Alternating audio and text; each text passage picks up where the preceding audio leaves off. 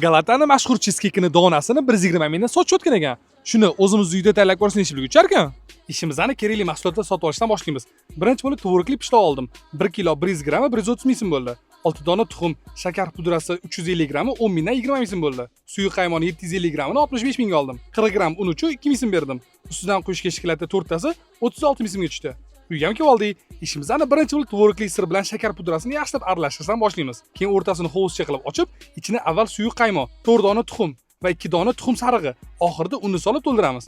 Navbat qo'l blender bilan aralashtirib, bitta massa holatiga keltirishga. Shunaqa yaxshilab aralashtirib bo'lgandan keyin maxsus qolipga pergament qog'oz kiydirib, ustidan suyuligimizni sitidan o'tkazib quyamiz. Eng muhim va nozik bo'lgan jarayon qoldi. Har 15 daqiqa har xil balandlikda pishirishimiz kerak. Oradan kerakli vaqt ham o'tdi. Cheeskeeklarimiz ham go'zal bo'lib tayyor bo'ldi. Endi buni yaxshilab qotib olish uchun oldin ochiq havoga, keyin sovutgichga solib qo'ydim. Ungacha ishkalatlarni ham eritib tayyor qilib qo'ydim. Ishimizni mas'uliyatli va hayajonli daqiqalar qoldi. Juda ham ehtiyot bo'lib kesib olishimiz kerak. Kesish qulay bo'lsin deb pichoqni issiq qilib oldim. Kesilgandan keyin likopchalarga taxlab, ustidan ishkalatlarni quyib olamiz. Mana san'at asarini qarasangizchi, birinchi martaga juda ham zo'r natija.